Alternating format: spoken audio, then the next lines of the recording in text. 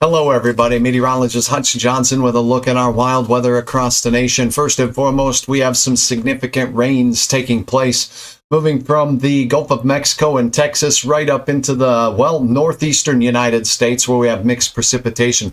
We're going to take a look at the radar. We're going to talk about the flooding that's going on out there, flash flooding. And we'll look at the forecast as we have more rain in store and how that is impacting the drought index across the lower part of the United States. But we'll have a look elsewhere as well. All that's coming up next on Hutch's Weather. Thank you so very much for joining me. And if you have the time, well, throw down in the comments there what your questions might be with regard to the weather. And if I notice it in the live, I'll address it right here. The other thing, I'd love to know where you're watching from, so throw that in the link as well. I'm joining you from the Northern Plains, way up here in Fargo, North Dakota. And we have had a quiet winter as far as snowfall goes, but we're breaking out of some of the coldest weather, and that cold weather impacting things in the deep south. And as that cold air works its way southward and mingles with the more humid air of the Gulf of Mexico, which has been happening very frequently here of late, we're seeing some unsettled weather. Now, essentially, we have the pink areas up here by Toronto. That area is essentially an area where we have some icing concerns, and tonight just heavy flooding rain from East Texas and Texas hills all the way up towards New York with some heavy rain. We do have a couple of advisories taking place in the mountains and elevated terrain of Colorado, particularly southwest Colorado, as well as your neighbors in Utah, where we're expecting some snow to work its way through. Good evening, Teresa. Good evening, Candy from Fargo. Good to have you all on board heading into the evening. More unsettled weather from Calgary in Alberta all the way into the Washington State and Oregon mountains heading into the evening. Most of the nation fairly quiet with the exception of the areas drawn here. Now, let's take you in a little bit closer to the activity. We'll go over what's happening now. Cold air diving south into Texas has caused and initiated some strong thunderstorm activity, and the leading edge of it has the heaviest thunderstorms moving through places like Hattiesburg on its way out towards Mobile in Alabama right now. Birmingham areas south of you. You have an advisory here by the National Weather Service for this line. It's a bowing segment here working its way through Selma right now. This bowing line segment, as I go to the most recent scan here, what does that mean? Well, what it means is that we have an increased chance, where I drew the bow, of seeing some very gusty winds. And that's what this statement is for. Now, the winds that are gusting with this storm moving through Valley Grande and on towards the Maplesville area are going to be the strongest right here where the apex of the bow is. Let me get a different color so you can see my outlining here. So let's go ahead and use pink. There's not a lot of pinks in this area. Right here, that's where it is. Here's the bow shape, and that would indicate the wind is coming from behind the bow or in the direction that the bow is bending. So the wind is coming from Marion, from Greensboro, and the strongest of the winds look to be in the area where that apex of the bow is. So if we zoom in, we could put an idea of some towns that would be in the path of that apex bow, and that would be the Billingsley area, as well as Augustiville as we go through time. So very heavy rain moving south of Birmingham right now, heading towards Hattiesburg, and this rain really impactful with regards to the flood warnings that are taking place. We have flash flood warnings out towards the Homa area, out towards La Place, as well as areas north of the New Orleans area, Covington. And in fact, check this one out here. This one is a flash flood emergency taking place not far from Mandeville, as well as Madisonville, up there just north of Lake Pontchartrain. A flood emergency. If we show you what's going on there, we have a National Weather Service issuing this flood emergency until 6:45 tonight Central Time, as we look at a National Weather Service employee and emergency management reporting heavy thunderstorm rains, multiple reports of significant flooding on roadways down in the deep south, and estimates from the radar of between 4.5 and 6.5 inches of rain falling, with rainfall rates of 1 to 2 inches per hour. So it's coming down fast and hard. Now, this is an interesting problem to have with the very significant, if not exceptional, drought in portions of the deep south as well. We're going to review that here in this update. Now, the good news is the risk for super severe weather in the form of tornadoes and damaging thunderstorms is not that great anymore. But that's a look at the nation. We do have some icing concerns up in the far north as we look up here. This is mainly up in Canada. So from Toronto and north into Ottawa, those areas could be quite icy, where you see the brightest of the pinks showing up on the radar screen here. that is where we could have some rapidly accumulating slipperiness on area roads. Hi, everybody. Thanks for throwing down your comments. And again, I just want to take a moment and thank you for watching. And I do want to take a moment and remind you, I'd love to have you follow my page, Hutch's Weather. If you like the videos right here, please take a minute and throw the thumb up there and give me those likes. That really does help how many people get an opportunity to see this. And just a brief little bit about me. I'm a meteorologist with on-air experience of over 26 years. In the Northern Plains mainly, but elsewhere as well. I've taught meteorology classes at the college level for the better part of 20 years, and I just love talking about weather. Spent some time doing research meteorology as well. This is the happening now aspect of the weather. We talked about the flood warnings going on. They're pretty impressive. We have the mountain snows that are expected in the next 24 hours in the mountains of Colorado as well as Utah as well. Otherwise, the nation fairly quiet, but that's not the case as we take a look at your forecast. Let's go right to the European model for that, because we have more rain in these same areas. It looks like it could take hold, so we'll keep our eyes on that. Now let's take that moment to look at that from the good old-fashioned European model. Have some great and fun stuff on the drought to show you as well, because there's some improvement there, so hold on tight for that coming up momentarily.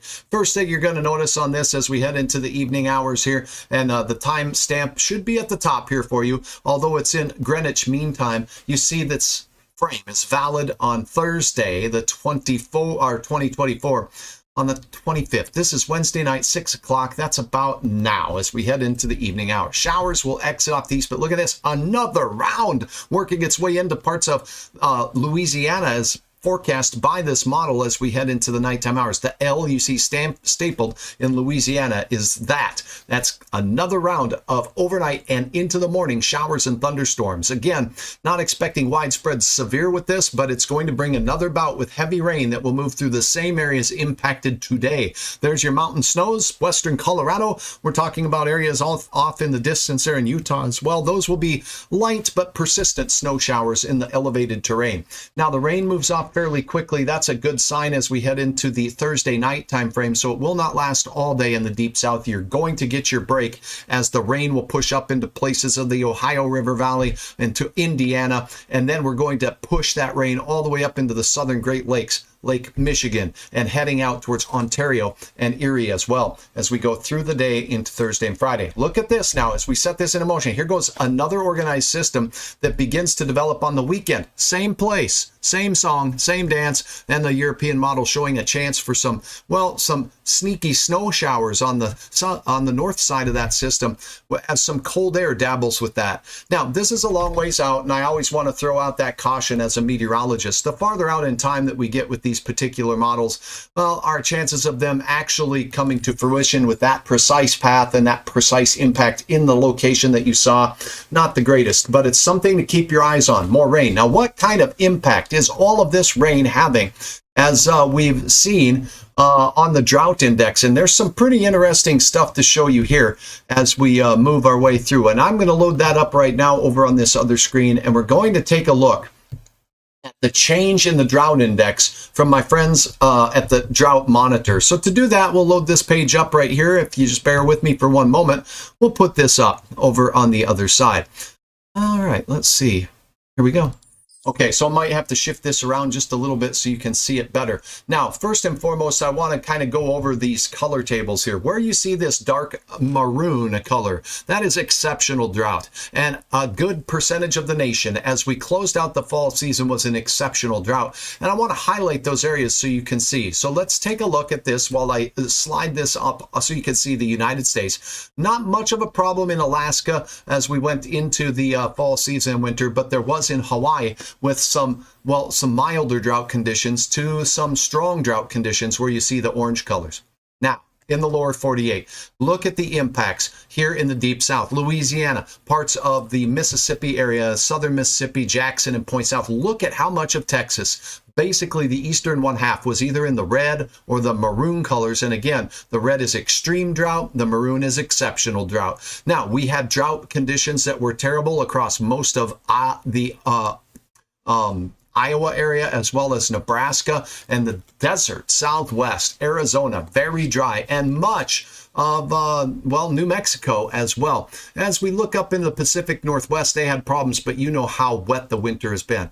Now, I've got a slider, and the date on this, if I show you, it's behind the thing, it's October 3rd. So the slider will change this over as I slide it through, and you'll see where we're at today. Now, this is as of late last week. So look at the change. Notice Louisiana. Notice Jackson, Mississippi. Now, we notice that there's a shift towards some exceptional drought in northern parts of Mississippi that wasn't there throughout the winter season thus far. So you've been dry in northern parts of Mississippi, or drier, I should say, where drought has worsened there. But there has been incredible improvement in the drought. Look at the state of Louisiana was engulfed with exceptional drought in the south, and that has alleviated itself. And I expect that by tomorrow, to the end of this week, when the new update comes with the rains we got today, it's right in the same area. There's going to be some modest improvement potential with that.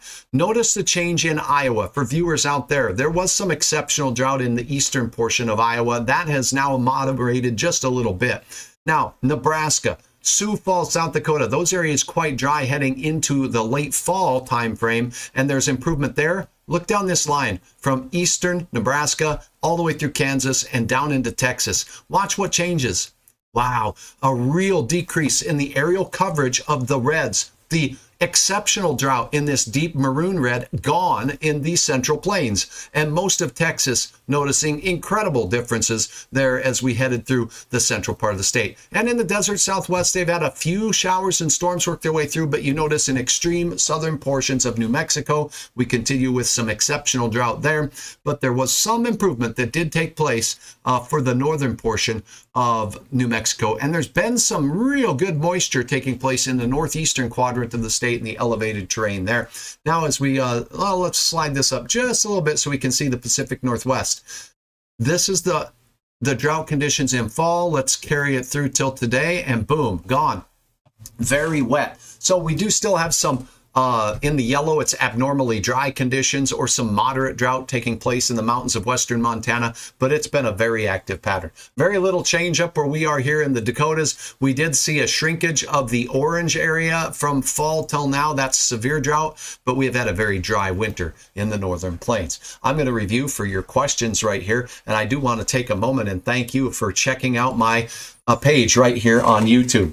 And again, I appreciate your likes, and I'd love to have you subscribe to my channel. Remember to click the little dingle bell at the end there as well. And check out my page and watch some other videos on some of the content that I do nationally and locally up in the northern plains as well. I hope you find it of interest. All right, I'm checking for some questions here. Jolene, thank you so much. It said definitely support you by purchasing some weather gear. Well, I'll have to get to sewing and knitting some weather sweaters, because that's something we can do here in the north. Watching from Crookston, Minnesota. Thank you very much, Teresa. James says, hi, Hutch, watching since you arrived in Fargo and Valley City. Good to have you on board very much. All right. Thank you for watching. And again, check out some of the other videos here. I'll leave a bonus video up here at the end of this so you have a chance to see what that is. Have a wonderful night on this Wednesday night, and the late week will bring more rounds of rain to the deep south and parts of the eastern United States in the latter part of